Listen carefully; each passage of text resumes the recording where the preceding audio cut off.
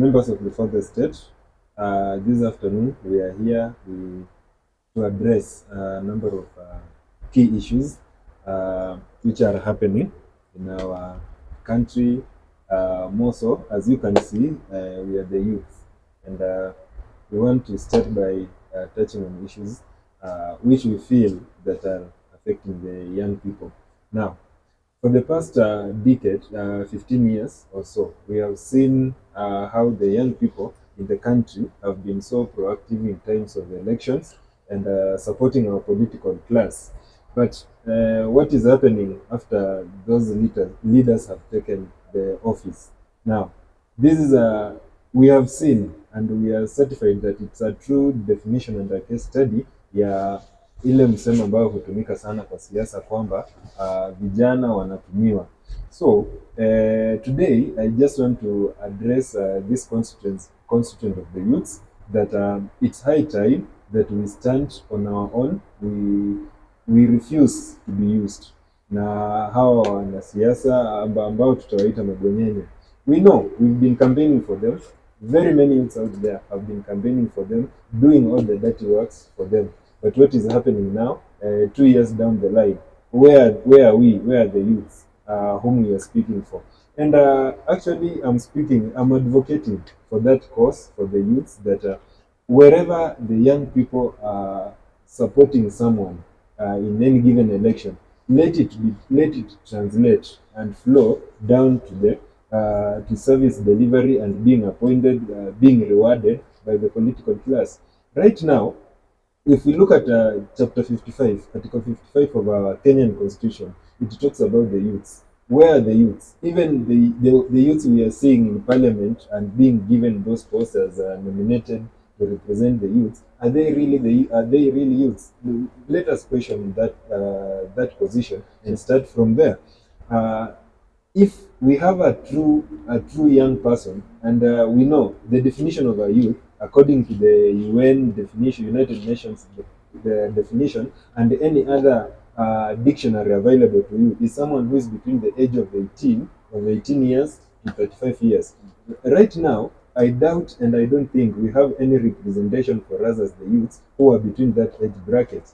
Juzi, we saw there are a number of parliamentarians who ganged up and formed a committee calling themselves the young parliamentarians. Are they really young people? Looking at Wamshomba, is he young? Looking at Babu Owino, he has now transformed to be, he's no longer a youth.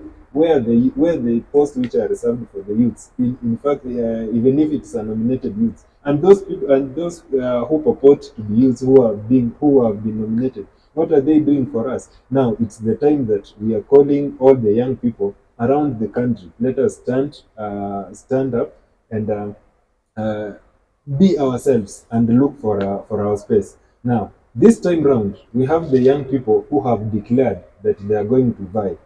Let us rally behind them so that I'm sure they will not forget their fellow young people who supported them.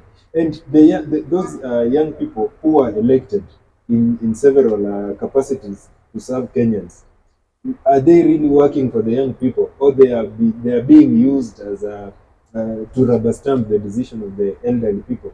And in particular, coming to that point of the young people, I have something to address this constituency of generally the Western Kenya region. It hurts me a lot to see that it's a region which has the highest percentage of the youths in the country, above 65% or so. But where are they? In the whole of Western Kenya, since the time of memorial, we have never seen a young person taking the mantle of leadership or coming to stand for election. What is happening in that region? Right now, it's only maybe Salasia is the only one who looks like a young person. But is he whatever he's doing in that area to fight for the young people? We call upon him to come up and hold and leave this issue, leave this cocoon of following these elderly people. Like we see him always following Eugene Wamalwa everywhere, following Oparanya everywhere, following Baba. Salasia, come out, look for the young people. We are there. hold us hands because at least you are ahead, so that we can work together. You are a young person. You are no longer an old person. Let us form our party so that we can use that party to vie. We know it's very hard in Western Kenya to get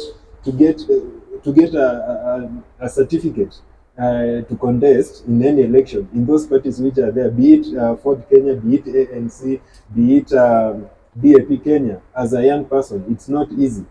For you to get that ticket, you need some qualifications, which my friend here will talk about. Now, let us change this narrative, and for us to change this narrative, nobody will come to change it for us. It is we ourselves who will have to do that. Another issue I really want to talk about, this issue which is going on between Natembeya and the Speaker of the National Assembly. You know, these are leaders, and the Western community, the Western community has been known as a community which doesn't value unity, or a community which doesn't have unity for a very long time. Since immemorial, we have seen during the last time the Luya community, actually we had we spoke that community spoke in one voice. It was that time when the late Wamalwa Kijana was the political kingpin. We could see across the region, be it all the way from Trans Nzoia, Kakamega, Busia, Vihiga. It was the political party which roared there was Ford Kenya under the leadership of Wamalwa Kijana. After his death, things have always gone south. We have seen battles. When we try to bring people together, we could see Moses Wetangula moving the other side with his faction of Ford Kenya. Mutesa Kitui and Eugene Wamalwa going the other way with his new Ford Kenya. And since then, everybody has been doing his own things. ODM came in between, took another faction. So, whatever is happening, please, we are calling upon the Trans Nzoia governor, Mheshimiwa Natembeya. Wewe ni governor, work for your people. We don't want to see you telling us how good you are. We don't want to see you pointing fingers to other leaders. Let your actions, kufanya kazi kwako inafaa ituonyeshe sisi wewe ni kiongozi mzuri. Wacha vita, fanyia wananchi kazi yako itafanya sisi tukupende ama tukose kukupenda. To the Speaker of the National Assembly, you are the national leader. Please stop this fight with the small leaders. Kama Natembeya, let him do his own things. Wewe fanyia watu kazi. The Luya community for a very long time, since 2013, we have left behind because of the political decisions we've made as a region. You know, I just want to agree in some way, not on the bad note, on what Riggy G, the current deputy president, said. Actually, politics is dynamic, and the politics is like a company. We know we cannot run away from it. And whatever he said, it's what has been happening, and we know it has been happening. It's only that we know Rigathi Gachagua was a truthful man, and he came out to tell us what has been happening. We know the people who forms the government are the people who will share the powers. Now, the Western region, we've been in opposition since 2012. We supported CORD, we went in opposition. 2013, the same thing. That's why we have never seen anything going on, any project happening in Western Kenya. Even the appointment, we had only one CS, and he comes from we know Trans Nzoia is associated with Western, but it's a county in Rift Valley. In Western region, for the last 10 years, hatukukuwa na waziri hata mmoja. PS, they were not there. Appointments, in fact, those few people whom we had in government walikuwa wanafutwa kazi because we were in opposition. So this time round, at least we have a percentage of people who supported the government. Now we call ourselves we are in government because of Musalia Mudavadi and Eugene Wamalwa. Sorry, not Eugene Wamalwa, Moses Wetangula, the Speaker, and the CS. We have a number of cabinet secretaries. At least we are enjoying this because we can say that we have almost our 30%. So, and we can also note that there are some projects, even if on the slow note, which are happening in Western Kenya. There is a debate about reviving the sugar industry. We have seen the efforts by the government. The president has been in Western in several around 2 or 3 times talking about the sugar industry, trying to revive the sugar industry. We remember the famous quote of Mambo ni Matatu, that when he was trying to work around the sugar industry and the story around Mumias and Nzoya Sugar. And you can do your own research. Nzoya Sugar Company, at least it has picked up, it's working, because we have a small percentage of us who are in government. Next month on first, we have a national function happening in Bungoma. That is Jamhuri. Jamhuri Madaraka Day is happening in Bungoma. Something which has never happened for a very long. If it happens, maybe it's a very long time during the times of Mzee Jomo Kenyatta. It's happening now because we are in government. We have a percentage of us who voted the government side. We can see some roads coming up, the roads which are happening there, the state road being done there in Western Kenya. So I'm just calling upon we, the people of Western, let us stop these small fights like what we are seeing between Natembeya and Moses Wetangula. That's not a good picture. If we do that, we are continuing now to rekindle the people, to confirm the fears of people who used to say that the Luo community are the enemies of their own. So please stop that. And if you don't stop that, we are watching. We are watching as the young people, and we're coming for you. And for a fact, I'm telling you guys, wherever you are watching, that we are not interested in these fights. And for sure, those people right now, sisi kama jamii tutasema tumejanjaruka. Na wale watu ambao wanatuharibia jina kwa kupigana, kutusiana viongozi wenyewe badala ya kufanyia kazi, siku ya kiyama inafika. 2027 ni karibu. We are coming for you guys, and don't be surprised, you will not come back. Secondly, I really want to talk about this issue of the issue which is happening in the country. We start with the issue which happened in the Ministry of Agriculture. You know, it was very bad that at a time when the country has been struggling with issues of hunger, issues of poor farming, issues around agriculture, that a whole minister in a country sitting in a ministry where he's watching over wrong things happening in the country. Actually, it was bad that Kenyans, the hardworking Kenyans, who are farmers of this country, and we know agriculture is the backbone of the country, and if not the first or third, the first or the third sector which contributes to our exports. The CS being in the office, you are watching Kenyans being sold stones and sand. That was very bad. When you cannot be, you are not even accountable. You are not even ashamed. You are making a step of resigning. We call upon the president should not even have condoned that. This guy, the CS for Agriculture, Linduri, should have resigned. You know, the issue which brought Kenyans to the streets, it was the issues about the cost of living. And in Kenya, talking of the cost of living, actually the cost of living for most of the Kenyans is that they don't afford to maintain and sustain their basic needs. And food products, maybe flour or what. And we saw most of us went on the streets demonstrating because of hunger. Then, when the president has made a good sign and indicated that we are going to subsidize agricultural products, that is fertilizer and mbegu, we have a whole CS who want to sabotage that. Actually, that is economic sabotage. He should be arrested. At the moment, he should be behind the bars. We don't know why is he still in office up to now. So the CS agriculture, please, we want you to resign. We want you out of that office. Thirdly, the issue of floods, which is happening in the country. It has really exposed us as a country in terms of our preparedness, emergency preparedness. We didn't expect this. Now it has come. It has taught us how the country we are not prepared to handle some of these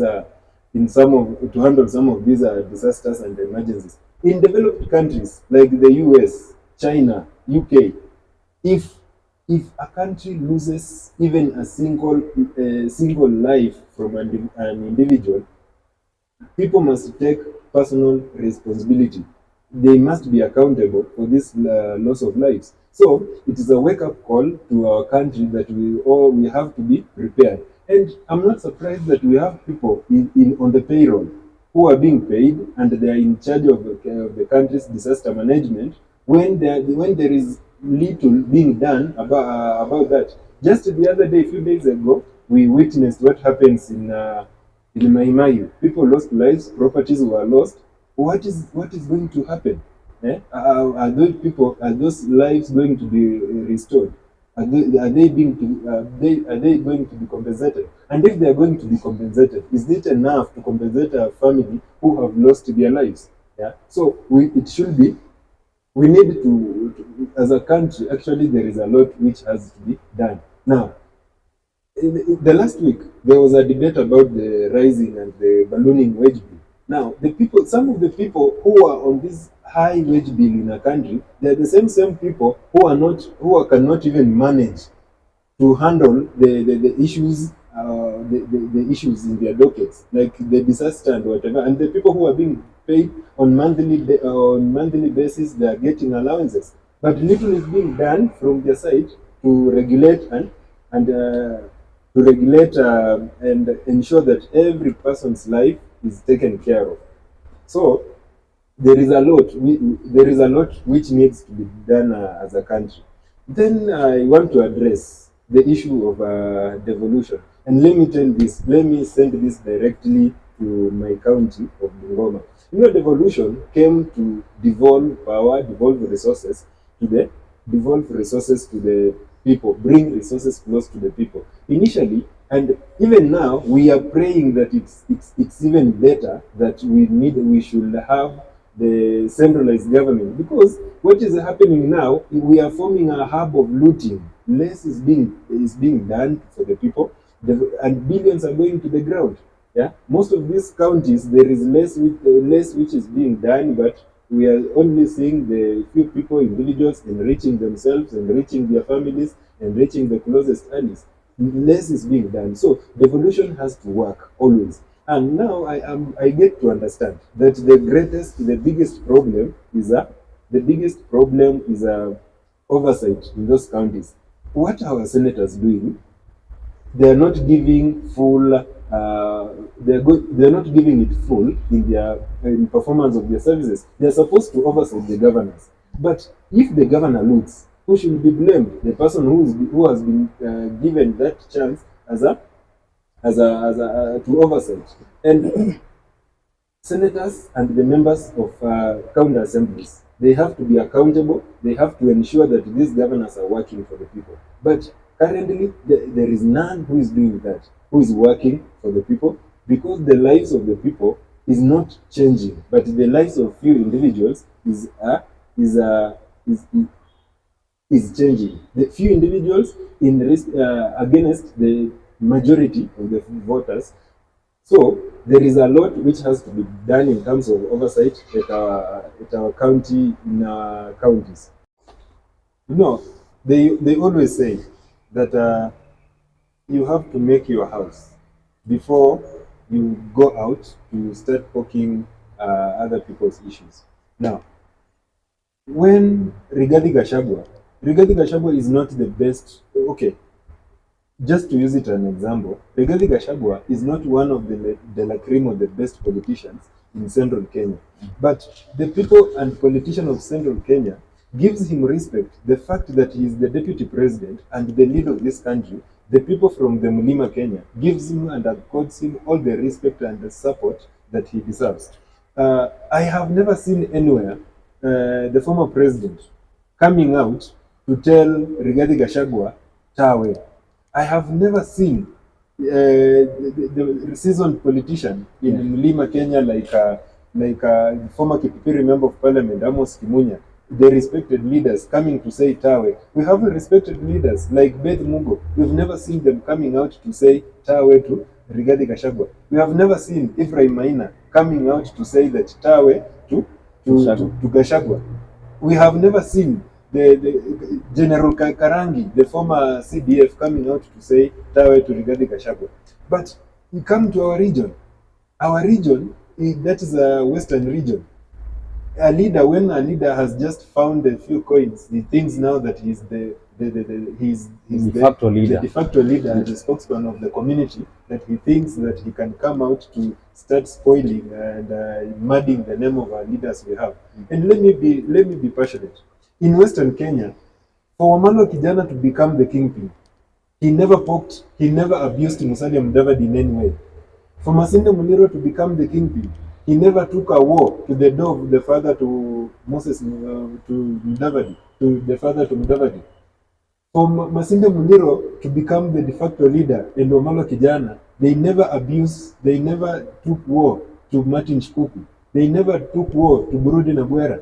These people, the Wamalo Kijana, for him to become the de facto spokesperson and the de facto kingpin for the Luo community, it was through his deed and selflessness. We are told that in history, and we have read it, that Wamalo Kijana almost became bankrupt because he was a selfless leader who was ready to serve the people with whatever he had. That's why he won the people's heart. And when Moses Wetangula came in, the community accepted him, that he is our spokesperson. Musalia Mudavadi, the community accepted him, that he is our spokesperson. And they have always been going the different direction until 2017, when Moses Wetangula said that now I'm the spokesperson of a certain function of the Luo community. Mudavadi the same, they came together to bring us together. And the unity that at least the 70% or 80% unity that the Luo community are enjoying now is because of the coming together of Moses Masika Wetangula and Musalia Mudavadi. Now we are seeing some other forces who are trying to come and divide our people. We are not interested as the people. For us, we need service delivery. We need work to be done. And the Speaker of the National Assembly is not just a seat. We know election was lost and won in Bungoma, courtesy of Moses Wetangula. Let us speak this. I just heard the former Trans Nzoia governor saying that the Moses Wetangula didn't contribute much. If Moses Wetangula was in Azimio as we speak now, Raila Odinga will be the president, because the 200,000 votes that the difference between William Ruto and Raila Odinga was 2,000 votes. And in Bungoma, William Ruto got 200,000. And we understand that Bungoma has been voting for Raila Odinga. It's only this time that it flipped to William Ruto, courtesy of Moses Wetangula. So please, Governor Natembeya, be respectful, respect the leaders. The leaders who have been seen that they want to bring these challenges and problems and political disruption, political divide in Western community. We have known what happened. Just the other day, we saw those people who tried to bring a coup in Ford, Kenya. The likes of Wycliffe Wangamati, the likes of Eselis Miu, the likes of Wamunyinyi and the rest, and Mufisa Kitui. Where are they? They all lost elections. We saw those people who tried to fight Wetangula, who tried to fight Wamalo Kijana. They are nowhere in the political scene.